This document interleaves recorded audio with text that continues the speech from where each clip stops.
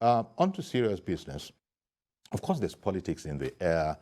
There's the Osun election coming up. That's a main focus. Not what we'll be dealing with today.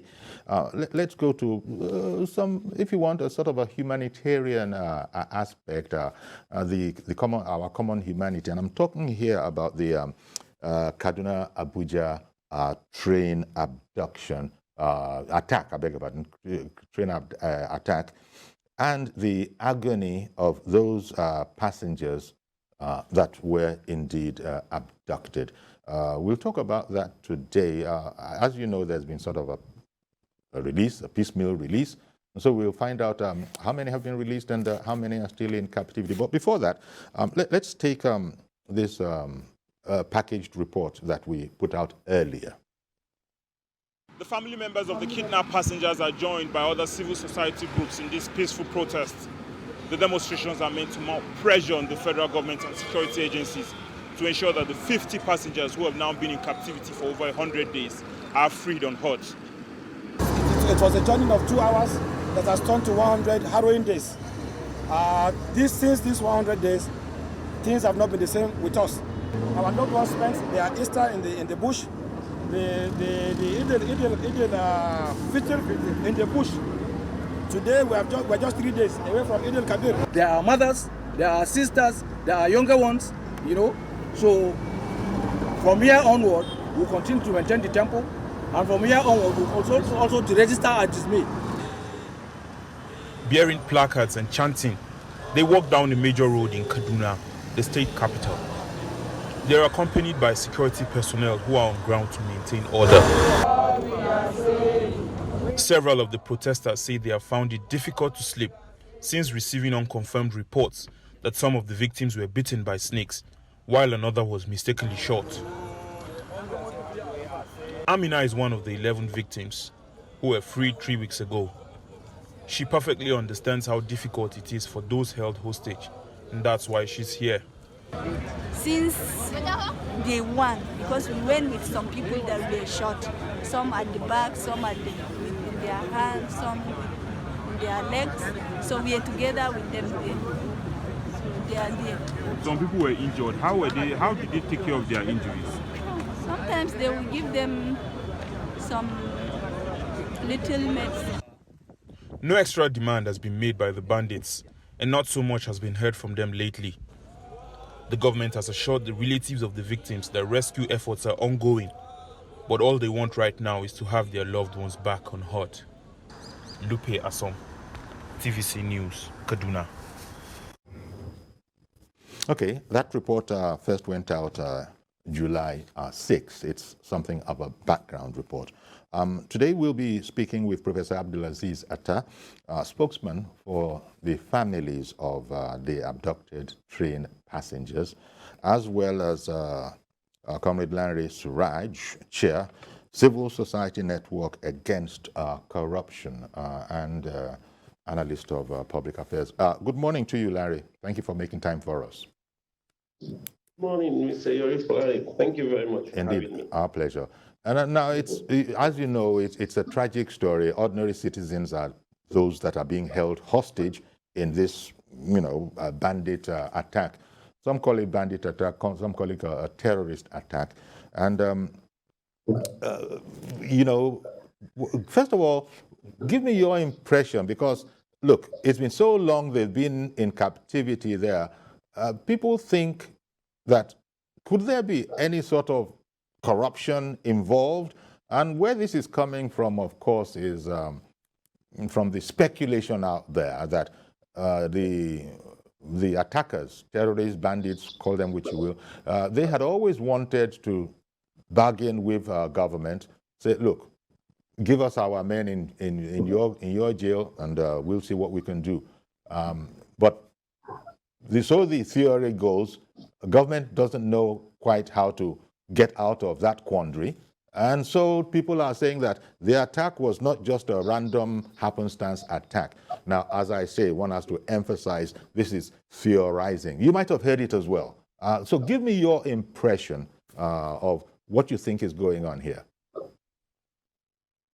Yeah, what I think is going on, it's that we're unfortunately we are gradually descending back to our pre-2015 emergence of this current government. And unfortunately, where we had insecurity that actually moved from the northeast and eventually cascading even.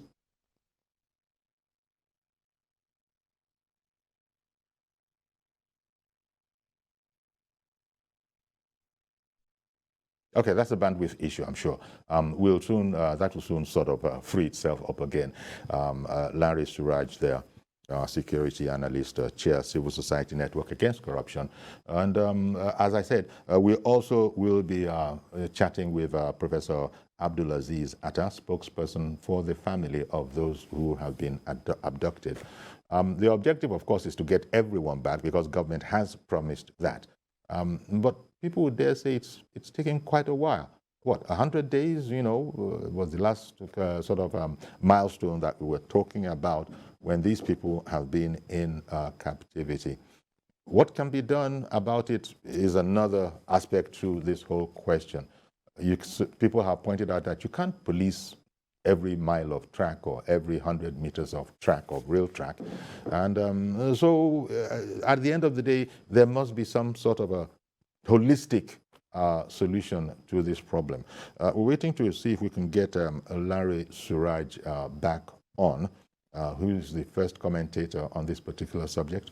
Then later on, we'll be dealing with Professor Abdulazeez Attah. I don't know if we can put on the phones in the meanwhile, because I understand that we indeed do have Professor Abdulazeez Attah. Professor Attah? Good day. Good morning to you, sir. Professor Attah is coming from our Abuja studio. Indeed. We're talking about, you know, the agony of the abductees. Some have been released. In fact, in a report that we put out July 6, some people who had been rescued actually took part in a walk that we reported on in that report back on July 6. So what is the situation now? What is the status as to the numbers? How many total have been released and how many are left in there? And what is the condition of them? Professor, we're looking at it from the point of view of the agony of the KADUNA-ABUJA train abductees, as it were. What's the situation now? We know that there have been some that have been released. In fact, one of them, at least on our report that we first put out on the 6th of July, was seen there saying that she was solidarizing because she knows how tough it is. She's been rescued. So how many are left in, what are the figures? How many total? How many have we got back? And how many are remaining?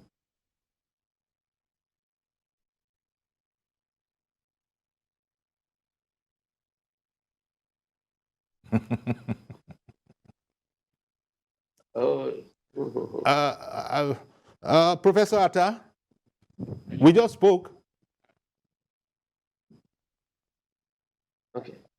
Are you hearing me, please? I don't know who's... Is that Professor Attah or is that... Yes, Professor Attah, that's you there. No, yes, this is Attah speaking. Thank you very much for having me. Okay. Did you hear my question? I heard your question clearly. Okay. Today is 107 days that Nigerian Railway Corporation, an agency of federal government, was supposed to convey our loved ones from Abuja to Kaduna, and they failed in their responsibility.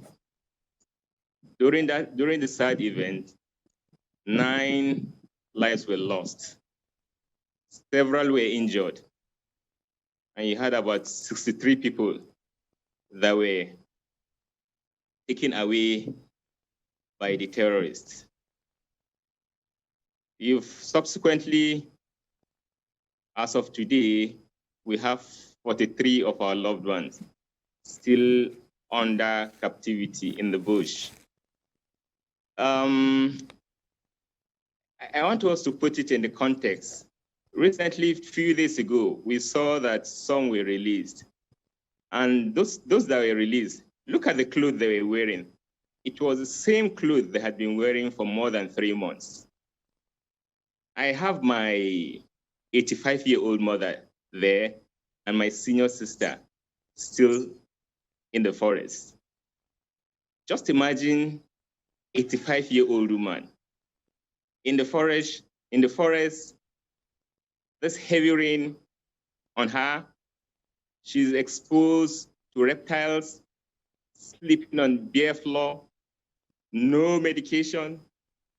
Just imagine what my mother is going through. And my sister, that already she struggles with her health. Besides these ones, I'm telling you personally, we have kids as young as 2 years that we have there. We have people that have different life-threatening ailments that have never had access to their drugs for the past 3 months. Women, men, kids, they're there. The Nigerian Rail Corporation was supposed to take them to Kaduna, and they had failed in their responsibility. That means the federal government had failed in its responsibility in bringing our loved ones out for us. We are really appealing to Nigerians to bear the appropriate pressure on the federal government to bring our loved ones out for us safely. So, Professor? Indeed, it is a harrowing story, and please accept our understanding. But no matter how much we understand it, as you say, it is he who wears the shoe that knows where it pinches. But still, people can sort of get an idea from the very graphic description that you've given. 63 abducted, you say. 43, if I heard you correctly, 43 yes, are still in captivity or have been released. 43 are still in captivity. So only 20 have been freed. Yes, only 20. The only 20 you have that have been freed. So you still have 43 there in the bush. Difficult. This must be very, very difficult, Professor. So we really appreciate you being able to talk to us. I mean, here you are, you're talking about your mother is in there, your sister is in there. And that's just because it happens to be the situation. Apart from those two individuals, we got, another 41 members in there. I wonder, are you hearing anything from the authorities by way of, a progress report, briefing you, telling you what's going on? If you recall, when Shehu Garba, the presidential spokesperson, a few weeks ago, 11 were released in exchange for the children of this terrorist, there was a statement from the president where they confirmed that they had made exchange with the children and 11. Then recently, just on Saturday, that was on Saturday, 7 were released again. 7 were released, but as of now, we've not have any official statement from the government on that. But I will confirm to you that actually 7 we actually released just over this weekend. That is 7 in addition to the 20 we already have? No. 7 as part of the 20? Part of the total? As part of the 20.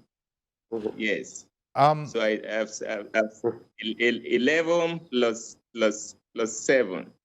Okay, 11 and there plus 7. Other ones released now. Yes. Okay. What's the age spread? I mean, did you say children? Because you've spoken about your 85-year-old mother. How are they deciding who is going to be released? You would have thought that the aged and the very small children would take priority. Unfortunately, we actually don't understand the criteria they're using in releasing people. But for me, as somebody that is speaking on behalf of the whole family, we are not even interested in selective release of the abductees. We want all the 43 out. Again, because for the relatives now, let me just paint a picture of what some of us are going through. Among those we have in the forest now, among our loved ones in the forest, some of them are breadwinners. Recently, we went to a family in Kaduna that cannot feed. The woman cannot feed her children. We had to contribute money to support the woman and her children. We normally have a regular meeting in Kaduna along Ahmadu Bello Way. I've had a woman walk for more than 5 kilometers just for her to catch up with our meeting because she can't even afford transport fare to that place. We've had people fall into depression. I'm an example. I had to be treated with a controlled drug that I signed from the pharmacy. We are simply going through an extremely difficult time with very, very little or no support from the government. So it seems, from what you're saying, Professor, I beg your pardon, from what you're saying, the way you're saying it, it seems like you feel very much as if you're on your own. That is to say, the abducted people, you speak for them. It seems, the impression I'm getting is you're very much on your own. Is that accurate? Yes, the government claims. Remember that at the beginning of the whole incident, it was clear the terrorists said they wanted to discuss directly with the government. They made the statement. We all watched the video. They said they wanted to speak directly with the government, that the government knows what they want.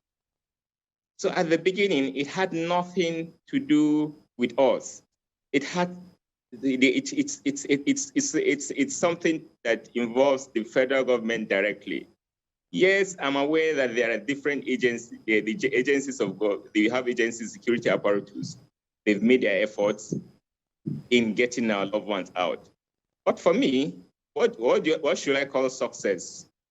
For me to say you are working, when you bring out the remaining 43 out of the forest, out of the bush, the 43 that are exposed to these adverse conditions I described earlier. Indeed. Once you bring them out, then I'll tell you that you are working or you've worked. Also, for now, if they've not done that, absolutely, I'll tell you they're not working.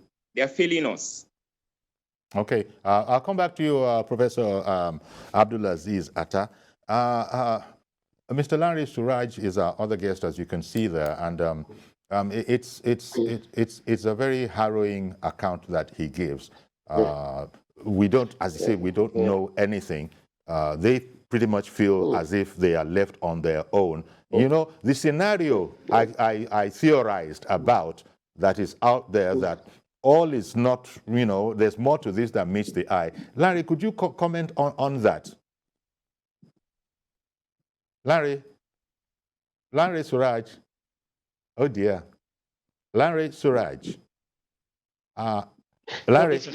Can you hear me? I can hear you. If you can hear me, hear you. Yes, yeah. Now I can hear you. Very, like I said, it's an harrowing experience. And looking at Prof speak, you know, I can feel the pain. I can imagine what it feels like, you know, knowing that your mother is out there. You can't even just imagine whether she's eating. You can imagine how you would feel in the midst of your own meal, remembering your loved one out there and wondering even if they've had any meal at all. It is such a traumatic thing. And I think to a very large extent, beyond the government is also the fact that quite a number of us, you know, it would be one of the ways forward, is that for some of these characters that are behind this dastardly act, the government should just not arrest them and deal with them in secrecy, known publicly. After making them known is also to trace their family lineage so that we can start knowing the family members of people who are behind this kind of atrocities that are committed against other families. It is not just sufficient for people to not take responsibilities for what their family members are doing or the level of havoc they are wreaking on the system and pain that they are inflicting on other people. I remember during the military days when armed robbers are caught and actually killed in front of their houses, and that really went a long way, for families to start taking responsibilities for what their wards and children are doing. Yeah. And I think since we don't want to go back to that, that arbitrary age of military dictatorship, but we can't start naming and shaming, Yeah, but members and family lineage, and then start taking people, holding them accountable for activities of their family members. The scenario I sort of painted, the theoretical scenario that people think that when the bandits hit the train, when they struck the train, it was some sort of an unspoken deal, and so you've heard various versions of it. What do you think? Because people have said, okay, on social media, now that you've got what you wanted, that is, you've got your commanders out of there, can you go ahead and handle your part of the bargain? Is that just sort of wishful thinking, people trying to take what is going on to sort of make it fit the situation? No, but these guys are actually collecting money. No, they are also making money. It's already also part of a lucrative business for a number of them. It's not just about, wanting commander out and getting their commanders. They're making money out of this. They're collecting money from the victims. And unfortunately, it is already turned to a business. Some crazy guys, even in the South here, unfortunately, quite a number of them are not getting into the media.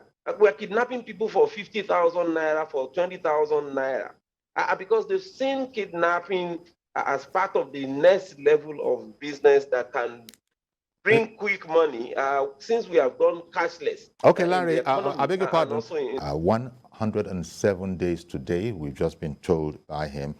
And, 7 were injured in that attack. 9 lives were actually lost. And the professor has just been telling us the harrowing story that he even has family members, his aged mother, his sister, and that's, not counting the other people. 63 in total, of which only 20 have arrived, have come back home. Now, Professor, what can you add to the conversation about the whole question of ransom?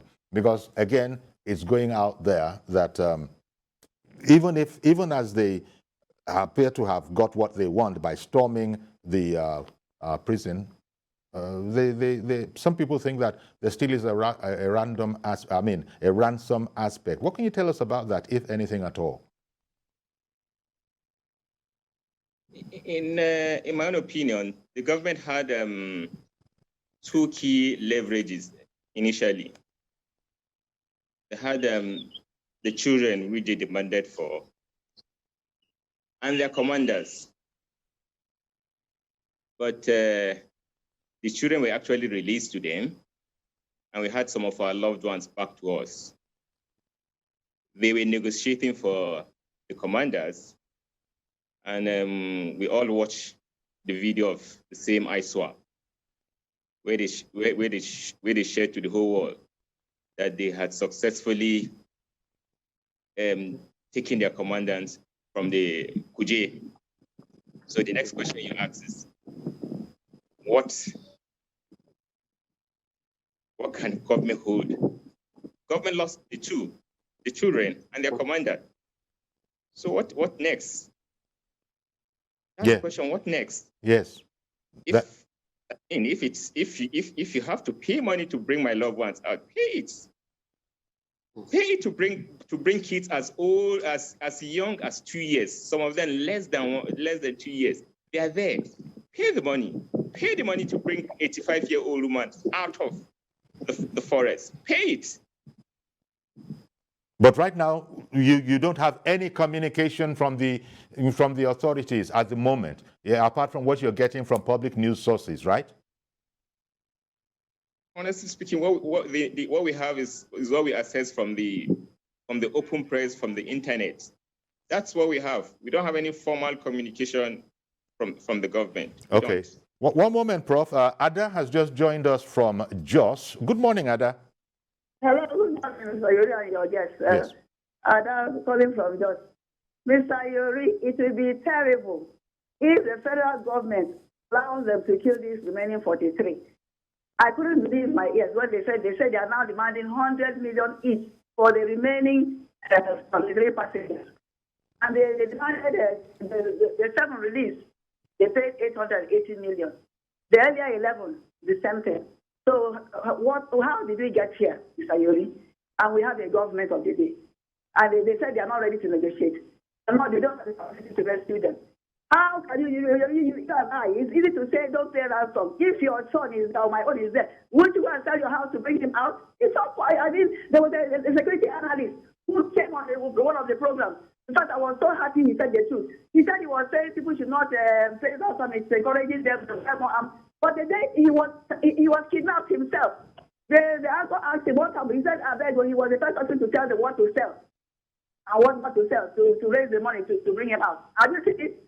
So it's not that easy. We have to decentralize the police. I don't know what is wrong with the National Assembly. And the ones that should do these things. Everything we got there, people are said, police, state police example, or an option. They now backed out. What kind of government is it? Every day people are being killed in Nigeria. I think they are chickens. You know, it's really unfortunate. I feel so sad. Letting those people die. The blood will be on their head. Thank you very much. Let's not give up on this country. Thank you very much for calling in, Attah. Lanre, the question of ransom, of course, is a tricky one, and you've just heard, because the authorities are, the government is not going to tell you anything about whether or not ransom was paid, but you've just heard, Lanre, that there is the information out there. People have an idea. Whether they can back what they are speculating or stating with hard facts and evidence is another matter. Even Senator Shehu Sani tweeted that it wasn't just money, there was also hardware, according to him, not that he provided any proof, but he made the statement that they even want Toyota vehicles now. Lanre, how is it? Can you understand government's position? Because go ahead, please. No, I think, you know, this unfortunately, we've really gotten so far and so deep in this whole mess. And as much as we would want to credit some of the field officers of the military who are actually sacrificing their lives, because quite a number of them are actually also losing their lives to the fight against this insurgency. Unfortunately, this government has become so also, I can't say, ineptitude to some of the developments. And the challenge is we can be working. So you had these commanders in your custody for God knows how long. And then you have not been able to use the intelligence gathered from them to neutralize these guys. It begs the question as to what exactly are we fighting? Indeed. One moment, please, Lanre. One moment, please, Lanre. In fact, in addition, there are people who are asking, why were all these commanders put in one facility in Kuje so that in one fell swoop you could release as many as you did? Anyway, Mr. George, good morning, sir. Good morning, Uncle Yori. Okay, good morning. Please go ahead. Uncle Yori, I think if the government has nothing to say, the spokespersons of the president should stop infusing the politics. Some of the statements we are hearing, they're quite annoying. How do you tell people to negotiate with terrorists or not to pay ransom? And their relatives are in captivity for over 3 or 4 months. Is the government going to pay the ransom? And if the government is going to pay the ransom, do they have to wait for 1 year to even pay the ransom and get the people out? There are some statements you make that people to be to think whether you are the humanity in you, whether it's intact. We have to put ourselves in other people's positions. That if this thing had happened to me, how would I feel? I think some people are beginning to think that it is deliberate that the government does not want to address this insecurity matter. Because the security agencies know where these people are. These arms they don't have? Or is it directives from the commander-in-chief they don't have? We need to know, Uncle. We need to know. It has come to a point where we have to know. Indeed. It's not beyond what the government can do. Yeah. Good morning. Thank you very much, Mr. George, for calling in. Professor Attah, you know, as we can feel your pain. Of course, we can feel it, and it must be quite exasperating. But this whole matter about money is also allegedly involved. We don't even know if that is for sure. We're just hearing without proof. The initial people that were released, what was that? Was it 11 or 8 in the first instance? Did you hear that anything was paid in that regard by way of ransom? At least from the 11 they were released, from what Garba Shehu, the presidential spokesman, said, he said they were released in exchange for the terrorist children. For the 7 that were released on Saturday, we've been reading in the newspaper of some kind of outrageous amount of money. Yes. So we paid for it. But these are things that we can't confirm. And that's why it would be nice for us to have the government make a statement. Exactly. For us to really know what actually what happened, how did that take place. But I want to make a little bit of comment. Yes. For the past 100 days that have been involved in this struggle, have met some of the smartest security men in Nigeria. We actually have some of the right kind of people working in Nigeria. But the problem you have is the leadership within a specific organization, right from the presidency down. Once there are issues and you don't hold people responsible, it will repeat itself. You've had that train track bombed, people died, people are kidnapped. Nobody has lost his job. Nobody has lost his job. Nobody has been reprimanded for this. And you think it's not going to happen? Yes. You now have the Kuje incidents. You now have the Kuje incident taking place. These guys came in, blew up the wall, and went in and freed their commanders. You still have the Minister of Interior there holding his position. Yeah. You still have the controller of the correction center holding his position. Yeah, it can all be very, very frustrating. To pay for it. Okay. Lanre, somebody should be made to pay for it. Exactly.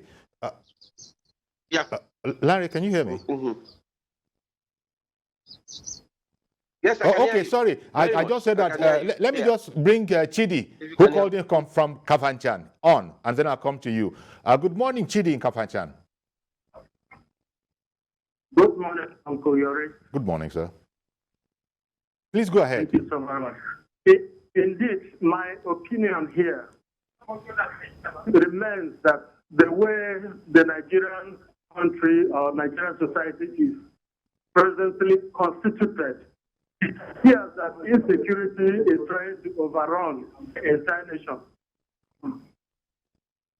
I want to appeal straight to every security, arm-bearing security agency in Nigeria to come together to work in synergy in order to provide a level playing ground for security to thrive in this country, particularly as we are approaching the election year, so that this thing will not go beyond the area of government to handle. Please. All right, then. Something seriously needs to be done. Indeed. Thank you. Cooperation is needed.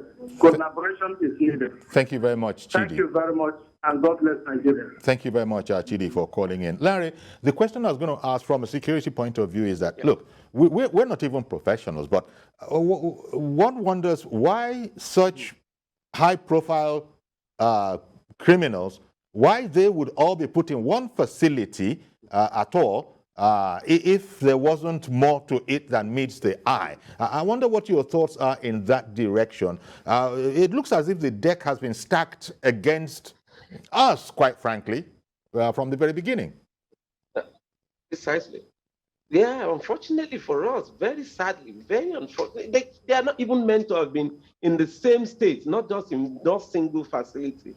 They should have been scattered around places that would be difficult to get them connected. And But like as I you heard said, the prof it say, is not just also as you heard the beyond prof say, the fact as that you heard the prof say, there are excellent security professionals that he has come to know since all of this Wahala we are started. not having So they just know, professional issues. they We're know these having things. institutional issues. We're having leadership issues. We have leadership issues. We have institutional issues. And people are making money. I mean, please imagine what is said to have been, well, still under investigation with the former chief of army staff, Buratai, in terms of the invasion, the billions of naira that was moved away, the vehicles, the fortified, armored vehicles that were moved away from that facility. We can see where our security monies are going. We can see how the leadership of the security architecture are becoming richer, by occupation of that office alone. And that would tell us that the money is not going to do the job, and they need to continue with the state of insecurity so that some people's pockets can continue to be lined with this blood money that are taken out for budget and also security votes and the purchase of machineries and equipment. And we can't continue like this. Indeed. And we need to start taking responsible. We need to also start taking families accountable for whatever it is happening. And unfortunately, it goes to the president. If the president is not able to take charge, of the people that he appoints into office, then we would have to also start holding the president responsible for the casualties and also the challenges. Lanre, I beg your pardon. Sorry to interrupt you. Let me bring in Sunny, who has called in from Lokoja. Good morning, Sunny. Good morning, Mr. Yori. Good morning, sir. Go ahead, please. Yeah. It's been very difficult to resist making comment on this matter. I want to say that we as a people, or Nigerians,